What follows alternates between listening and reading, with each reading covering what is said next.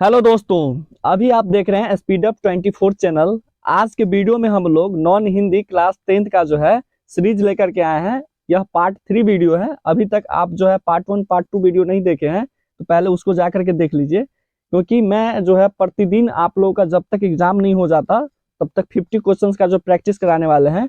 क्योंकि प्रैक्टिस जो है मोस्ट इंपॉर्टेंट है। इससे क्या होगा कि आपका कॉन्फिडेंस जो है इंक्रीज होगा और आप एग्जाम में बेहतर कर पाएंगे। चलिए बिना समय गंवाए हुए जो है हम पहला जो है क्वेश्चन को देखते हैं। करा आपका पहला नंबर कि ईदगाह शीर्षक कहानी में किसने कहा कि तुम डरना नहीं अम्मा, मैं सबसे पहले आऊंगा। तो ईदगाह कहानी जो आधारित है, मनोविज्ञान पर आधारित कहानी है। और उसमें जो हामिद नाम के बालक कहता है अपनी दादी से कि तुम डरना नहीं अम्मा, मैं सबसे पहले आऊंगा। चलिए नेक्स्ट क्वेश्चन देखते हैं। 2 नंबर क्वेश्चन करा पुत्र की मृत्यु होने पर बाल गोविंद भगत जो है क्या कर रहे थे। तो वह क्या कर रहे थे, तो गा रहे थे। ऑप्शन नंबर सी जो है आपका करेक्ट हो जाएगा कि पुत्र की मृत्यु होने पर बाल गोविंद भगत क्या कर रहे थे, तो वह गा रहे थे। चलिए नेक्स्ट क्वेश्चन देखते हैं। 3 नंबर क्वेश्चन करा आज नैनू मथ रही थी तो तुम्हारी याद आई, यह किसने कहा। तो चलिए इसका करेक्ट आंसर हो जाएगा लेखक की माँ ने कहा था कि आज नैनू मथ रही थी तो तुम्हारी याद आई। किसको कह रहा था, तो सिरचन को कह रहा था। चलिए नेक्स्ट क्वेश्चन देखते हैं। 4 नंबर क्वेश्चन का रहा इसी बीच मेरी नानी की मौसी मुझे देखने आई। इस पंक्ति किस शीर्षक पाठ से लिया गया है, तो चिकित्सा का चक्कर से लिया गया है, जिनका राइटर है बेढब बनारसी जी। तो चिकित्सा का चक्कर में कहा जाता है जब लेखक को जो है तबीयत खराब रहता है। तो इसी बीच मेरी नानी की मौसी मुझे देखने आई, लेखक कह रहा है। क्वेश्चन नंबर 5 है कि दंत चिकित्सक ने लेखक बेढब बनारसी से प्रति दांत तोड़ने की फीस कितनी बताई थी। तो ऑप्शन ए में कह रहा है कि 1 रुपया, बी में कह रहा 3 रुपया, सी में कह रहा 2 रुपया। तो आपका करेक्ट आंसर हो जाएगा 3 रुपया, ऑप्शन नंबर बी।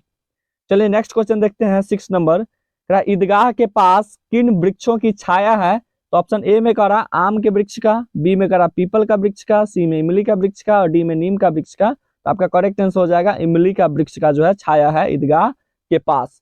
चलिए नेक्स्ट क्वेश्चन देखते हैं। 7 नंबर तेरा बाल गोविंद भगत अपने खेती का पैदावार भेंट के रूप में कहाँ दे आते थे। तो ऑप्शन ए में कह रहा है कि जैन आश्रम में, बी में कह रहा है काली मंदिर में, सी में कह रहा है बौद्ध आश्रम में और डी में कह रहा है कबीरपंथी मठ में। तो ऑप्शन नंबर डी जो आपका करेक्ट हो जाएगा, कबीरपंथी मठ में दे आते थे। जो भी उनके खेत में उपज होता था उनमें से जो कुछ हिस्सा है कहाँ दे आते थे, कबीरपंथी मठ में। और वहां से जो भेंट रूप में जो भी मिलता था प्रसाद के रूप में वो अपने घर को ले आते थे। चलिए नेक्स्ट क्वेश्चन देखते हैं। 8 नंबर ना निम्न में से कौन सी रचना फणीश्वर नाथ रेणु की है। तो ऑप्शन ए में कह रहा है बाल गोविंद भगत का, बी में हुडरू का जलपात, सी में करा चिकित्सा का चक्कर, डी में करा दीदी की डायरी। इसमें जो ऑप्शन गलत दिया गया है, क्वेश्चन मिस्टेक है टाइपिंग। इसमें जो करेक्ट आंसर हो जाएगा ठेस, यानी कि ठेस जो है लिखे हुए हैं कौन, फणीश्वर नाथ रेणु जी लिखे हुए हैं। तो ठेस हो जाएगा इसका करेक्ट नंबर 8 नंबर का। चलिए नेक्स्ट क्वेश्चन देखते हैं। नेक्स्ट क्वेश्चन है 9 नंबर कह विक्रमशिला विश्वविद्यालय का आविर्भाव किस शताब्दी के मध्य में हुआ था। तो ऑप्शन ए में कह रहा है आपका 7वीं शताब्दी, बी में कह रहा 8वीं शताब्दी, डी में कह रहा 9वीं शताब्दी और डी में कह रहा 10वीं, सी में 9वीं और डी में 10वीं। तो आपका करेक्ट आंसर हो जाएगा ऑप्शन नंबर बी, 8वीं शताब्दी में हुआ था। चलिए नेक्स्ट क्वेश्चन देखते हैं। अशोक का शस्त्र त्याग शीर्षक पाठ गद्य की कौन सी विधा है। अशोक का शस्त्र त्याग जो है ऑप्शन नंबर ए में कह रहा है आपका निबंध है, बी में कह रहा है कहानी है, सी में कह रहा है एकांकी है और डी में कह रहा है डायरी है। तो यह हो जाएगा आपका करेक्ट आंसर सी, यह क्या है, अशोक का शस्त्र त्याग एकांकी है। चलिए नेक्स्ट क्वेश्चन देखते हैं। 11 नंबर कह रहा हौसले की उड़ान शीर्षक पाठ किससे हमारा परिचय कराता है। ऑप्शन ए कह रहा है बेटियों के कष्ट से, बी में कह रहा है बेटियों के पोशाक से, सी में कह रहा है बेटियों के विचार से और डी में कह रहा है बेटियों के संघर्ष और उनके हौसले से। ऑप्शन नंबर जो है आपका डी करेक्ट हो जाएगा, बेटियों के संघर्ष और उनके हौसलों से अवगत कराता है, हौसलों की उड़ान। चलिए नेक्स्ट क्वेश्चन देखते हैं। 12 नंबर कह रहा है हुडरू का जलप्रपात का पानी किसकी तरह चक्कर काटता है। ऑप्शन ए में कह रहा है कि सांप की तरह, बी में कह रहा बाघ की तरह, सी में कह रहा हरिन की तरह और डी में कह रहा ऊंट की तरह। आपका करेक्ट आंसर हो जाएगा ऑप्शन नंबर ए, सांप की तरह चक्कर काटता है हुर्रू का जलप्रपात का पानी। चलिए नेक्स्ट क्वेश्चन देखते हैं। 13 नंबर 13 नंबर कह रहा है कि भैंस से दूध लेना है या काशीदारी करवानी है, या किसने कहा। तो भैंस के मालिक था। एक क्या हुआ कि व्यक्ति जब भैंस खरीदने गया तो भैंस का जो है आंख फूटा हुआ था। तो भैंस का जो ग्राहक था वो भैंस के मालिक से कहता है कि भैंस का जो है एक आंख फूटा हुआ है।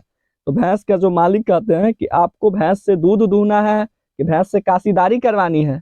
तो यह किसने कहा था? तो भैंस के मालिक ने कहा था। ऑप्शन नंबर बी जो आपका करेक्ट हो जाएगा। चलिए नेक्स्ट क्वेश्चन देखते हैं। 14 नंबर का रहा, जननायक कर्पूरी ठाकुर शीर्षक पाठ में लिफ्ट के ऊपर कहाँ लिखा हुआ था कि ओनली फॉर ऑफिसर्स, यानी कि लिफ्ट में जो है लिखा हुआ था ओनली फॉर ऑफिसर। तो कहाँ पर? तो न्यायालय में, कारागार में, सचिवालय में या चिकित्सालय में। तो ऑप्शन नंबर जो है आपका सी करेक्ट हो जाएगा, सचिवालय में। इसमें लिखा गया था कि ओनली फॉर ऑफिसर, यानी कि लिफ्ट जो है सिर्फ ऑफिसर के लिए है, बाकी सीढ़ी से जो है आम आदमी जा सकता है। चलिए नेक्स्ट क्वेश्चन देखते हैं। 15 नंबर कह रहा है कि ठेस शीर्षक पाठ के पंचानन चौधरी किस टोली के थे? तो ऑप्शन नंबर ए कह रहा है कि वैश्य टोली, सी बी में कह रहा क्षत्रिय टोली, सी में कह रहा कायस्थ टोली और डी में कह रहा ब्राह्मण टोली। तो ब्राह्मण टोली के थे पंचानन चौधरी का घर। चलिए नेक्स्ट क्वेश्चन देखते हैं। 16 नंबर कह रहा 4 साल से युद्ध होने के बाद भी कौन जीता नहीं जा सका? तो ऑप्शन ए में कह रहा कलिंग, बी में कह रहा दुर्ग, सी में कह रहा बक्सर, डी में कह रहा पानीपत। तो ऑप्शन नंबर ए जो है करेक्ट हो जाएगा, कलिंग नहीं जीता जा सका है। चलिए नेक्स्ट क्वेश्चन देखते हैं। ईर्ष्या का संबंध किससे होता है? ईर्ष्या का संबंध जो है ऑप्शन ए में कह रहा है कि धनवान से, बी में कह रहा प्रतिबंधियों से, सी में कह रहा कमजोर से, डी में कह रहा है गरीब से। तो ऑप्शन नंबर जो है बी करेक्ट हो जाएगा, प्रतिद्वंदितों से। Option number B. चलिए नेक्स्ट क्वेश्चन देखते हैं। 18 नंबर का रहा, ईर्ष्या तू न गई मेरे मन से शीर्षक पाठ में किसी व्यक्ति के पतन होने का कारण क्या है? यानी कि कोई व्यक्ति जो है गरीब हो जा रहा है, इसका क्या कारण है ईर्ष्या तू न गई मन से शीर्षक पाठ के अनुसार? तो ऑप्शन ए में कह रहा है कि झूठ बोलने से, बी में कह रहा चोरी करने से, सी में कह रहा सद्गुणों का ह्रास होने से यानी कि कमी होने से और डी में कह रहा बेईमानी होने से। तो किसी का जो है पतन होता है सद्गुणों यानी कि अच्छा विचार का नष्ट हो जाना यानी कि खत्म हो जाने से। तो ऑप्शन नंबर सी जो आपका करेक्ट हो जाएगा किसका? तो 80 नंबर का ऑप्शन नंबर सी करेक्ट। चलिए नेक्स्ट क्वेश्चन देखते हैं। 19 नंबर कह दीदी की डायरी शीर्षक पाठ में 3 जनवरी 1997 का दिन कैसा रहा? तो ऑप्शन ए में कह रहा है गाने का, बी में कह रहा है नाचने का, सी में कह रहा बजाने का और डी में कह रहा पिकनिक मनाने का। तो ऑप्शन डी हो जाएगा पिकनिक मनाने का। ऑप्शन नंबर डी करेक्ट हो जाएगा। चलिए नेक्स्ट क्वेश्चन देखते हैं। यथा नियुक्तिस्म तथा करोमी को अक्षरस से कहा गया है, किसमें कहा गया है? तो ऑप्शन ए में कह रहा है कि दीनबंधु निराला, बी में कह रहा राम वृक्ष बेनीपुरी, सी में कह रहा है प्रेमचंद और डी में कह रहा बंशीधर श्रीवास्तव। तो ऑप्शन नंबर डी जो है आपका करेक्ट हो जाएगा, बंशीधर श्रीवास्तव। 21 नंबर क्वेश्चन कह रहा है कि बेटे के क्रियाकर्म करने के बाद बाल गोविंद भगत अपने पतोह को कहाँ भेज दिए? तो ऑप्शन नंबर ए में कह रहा है कि तीर्थ स्थल पे, बी में कह रहा मायके, सी में कह रहा है कि काम करने के लिए और डी में कह रहा इनमें से कोई नहीं।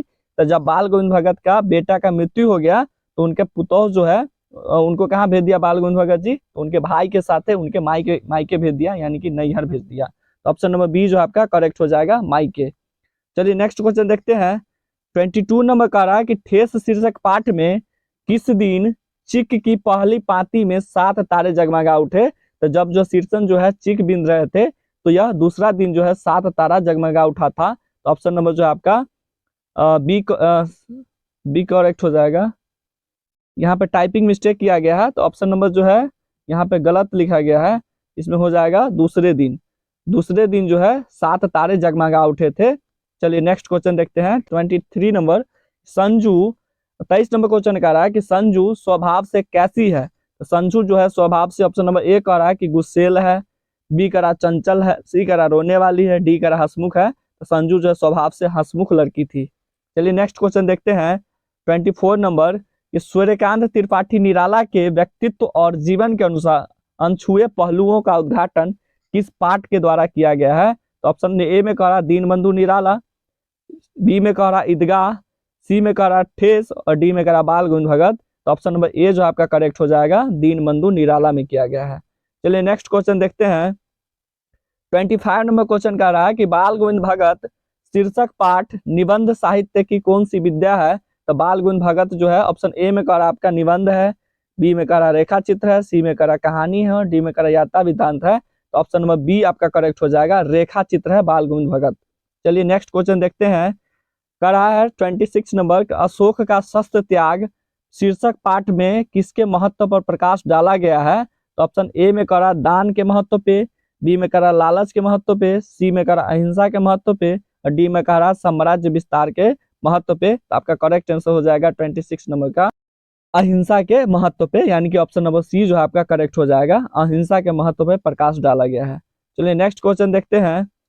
27 नंबर का रहा कि सही संतुलित जीवन के प्रति एक दृष्टिकोण विकसित करने के लिए सीख किस शीर्षक पाठ में मिलती है। तो ऑप्शन ए में कह रहा है चिकित्सा का चक्कर, बी में कह रहा खेमा, सी में कह रहा हुडरू का जलपात और डी में कह रहा ईर्ष्या तूने गई मेरे मन से। तो ऑप्शन नंबर डी जो आपका करेक्ट हो जाएगा, ईर्ष्या तूने गई मेरे मन से। चलिए नेक्स्ट क्वेश्चन देखते हैं। 28 नंबर क्वेश्चन कह रहा है कि खेमा शीर्षक पाठ में होटल के पास क्लिनिक होने से सुबह और शाम क्या ज्यादा बिकती थी। तो सुबह और शाम जो है चाय ज्यादा बिकती थी, क्योंकि क्लिनिक के सामने जो है क्या था, तो चाय का दुकान था जिसमें खेमा काम करता था और उनका मालिक क्या था, चाय का दुकान का कसारा। चलिए नेक्स्ट क्वेश्चन देखते हैं। 29 नंबर कह रहा हिंदी में स्वर वर्णों के कितने भेद हैं, यानी कि कितने होते हैं। तो स्वर वर्ण जो है हिंदी में 11 होता है, यानी कि ऑप्शन नंबर जो है आपका बी करेक्ट हो जाएगा, 11 यानी कि 11। चलिए नेक्स्ट क्वेश्चन देखते हैं। 30 नंबर का रहा है कि ख का उच्चारण स्थान क्या है। तो क ख ग हम बताए हैं कि यह बजाता है किससे, तो कंठ से। चौथा जो बजाता है तालु से, और चौथा ड जो बजाता है मूर्धा से, और उसके बाद तथा द जो है बजाता है दंत से, और पफ ब बजाता है ओष्ठ से। तो यह क ख ग में ख आता है, तो यह जो है आपका ऑप्शन नंबर जो है सी करेक्ट हो जाएगा, कंठ से। चलिए नेक्स्ट क्वेश्चन देखते हैं। 31 नंबर क्वेश्चन का रहा र कौन सा व्यंजन है। तो र जो है यह अंत अस्त व्यंजन है, यानी कि ऑप्शन नंबर डी आपका करेक्ट हो जाएगा। और उस व्यंजन में कहते हैं जो बोलने में जो उष्मा निकलता है, जैसे तलावी स्व, मुदंत स्व, दंत स्व, ह, इसमें बोलने में क्या निकलता है उष्मा, तो उस व्यंजन कहते हैं। यहाँ पर पूछा जा रहा है य र ल व, य र ल व जो है चार जो अंत अस्त व्यंजन होता है, य र, तो र कहाँ आता है, अंत अस्त व्यंजन में। चलिए नेक्स्ट क्वेश्चन देखते हैं। अगला क्वेश्चन कह रहा है कि 32 नंबर एक एक का संधि विच्छेद क्या होगा। तो एक एक को जो हम तोड़ेंगे तो 1+1 में टूटेगा। तो आपका ऑप्शन नंबर ए जो है करेक्ट हो जाएगा, एक एक का संधि विच्छेद ए, यानी कि 1+1। चलिए नेक्स्ट क्वेश्चन देखते हैं। कह रहा हरि शब्द कौन सा संज्ञा है। तो हरि शब्द जो है यह एक, ऑप्शन नंबर जो है आपका सी करेक्ट हो जाएगा, व्यक्तिवाचक संज्ञा है। हरि शब्द जो है व्यक्तिवाचक संज्ञा है, ऑप्शन नंबर सी जो है आपका करेक्ट हो जाएगा। चलिए नेक्स्ट क्वेश्चन देखते हैं। 34 नंबर कह रहा दया शब्द कौन सा लिंग है। तो दया शब्द जो है आपका स्त्रीलिंग है, यानी कि दया शब्द जो है आपका स्त्रीलिंग हो जाएगा। चलिए नेक्स्ट क्वेश्चन देखते हैं। 35 नंबर का निम्न शब्द में तत्सम शब्द कौन है। निम्न शब्द में जो है तत्सम शब्द कौन है। तो आपका जो ऑप्शन नंबर ए हो जाएगा करेक्ट, भाप। चलिए नेक्स्ट क्वेश्चन देखते हैं। 36 नंबर कह रहा अनुज शब्द का स्त्रीलिंग क्या होगा। तो अनुज शब्द का जो स्त्रीलिंग होगा अनुजा, यानी कि ऑप्शन नंबर जो आपका सी करेक्ट हो जाएगा। चलिए नेक्स्ट क्वेश्चन देखते हैं। कह रहा वचन कितने प्रकार के होते हैं। तो वचन जो है 2 प्रकार के होते हैं, यानी कि ऑप्शन नंबर जो आपका डी करेक्ट हो जाएगा यहाँ पे। चलिए नेक्स्ट क्वेश्चन देखते हैं। 38 नंबर कह रहा कारक के कितने भेद होते हैं। तो कारक का जो है 8 भेद होता है, यानी कि ऑप्शन नंबर ए जो है आपका करेक्ट हो जाएगा। चलिए नेक्स्ट क्वेश्चन देखते हैं। कह रहा मोहन ने बैल को मारा, मोहन ने बैल को मारा यह किस कारक का उदाहरण है। तो यह हो जाएगा कर्म कारक का उदाहरण, यानी कि ऑप्शन नंबर जो है आपका बी करेक्ट हो जाएगा। चलिए नेक्स्ट क्वेश्चन देखते हैं। 40 नंबर कह रहा उसने कुछ नहीं खाया किस सर्वनाम का उदाहरण है। कुछ कुछ नहीं, यानी कि पता नहीं चल रहा कि क्या खाया, तो यह हो जाएगा आपका अनिश्चयवाचक सर्वनाम का उदाहरण। चलिए नेक्स्ट क्वेश्चन देखते हैं। 41 नंबर कह रहा जो संज्ञा और सर्वनाम की विशेषता बताए उसे हम क्या कहते हैं।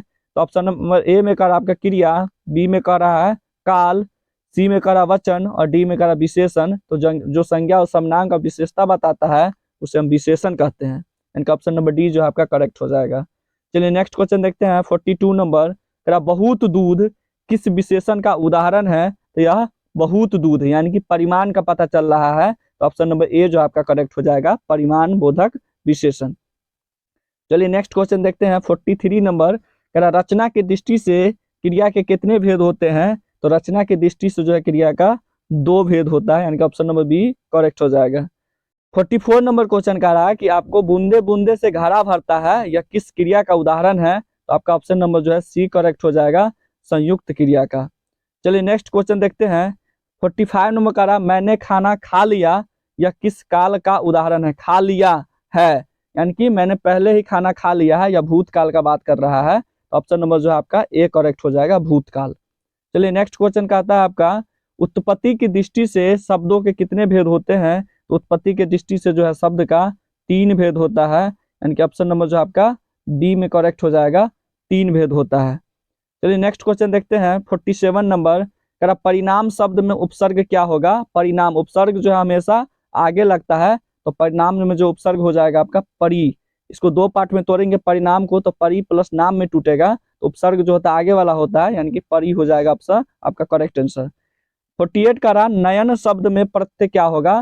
तो नयन शब्द को तोड़ेंगे तो ने प्लस अन में टूटेगा नयन, तो आपका ऑप्शन नंबर जो ए करेक्ट हो जाएगा, नयन का संधि प्रत्यय प्रत्यय कह रहा है, प्रत्यय हमेशा पीछे वाला होता है, तो ने प्लस अन में तोड़ेंगे नयन को, तो अन जो हो जाएगा आपका प्रत्यय हो जाएगा। चलिए नेक्स्ट क्वेश्चन देखते हैं 49 नंबर, शिव शब्द का विशेषण क्या होगा? तो शिव शब्द का जो विशेषण होगा आपका शैव होगा, यानी कि ऑप्शन नंबर ए जो बी जो है आपका करेक्ट हो जाएगा, शैव। चलिए नेक्स्ट क्वेश्चन देखते हैं 50 नंबर का रहा है कि परमेश्वर शब्द कौन सा समास है? तो परमेश्वर शब्द जो है आपका क्या हो जाएगा? कर्मधारय समास, यानी कि ऑप्शन नंबर सी जो है आपका करेक्ट हो जाएगा, कर्मधारय समास। चलिए आज के वीडियो को यहीं तक रखते हैं। अगर वीडियो पसंद आया हो तो वीडियो को लाइक कर देंगे और चैनल को सब्सक्राइब करके बेल आइकन ऑन कर लेंगे, ताकि हम जब भी वीडियो अपलोड करें आप तक नोटिफिकेशन पहुंचता रहे। चलिए धन्यवाद।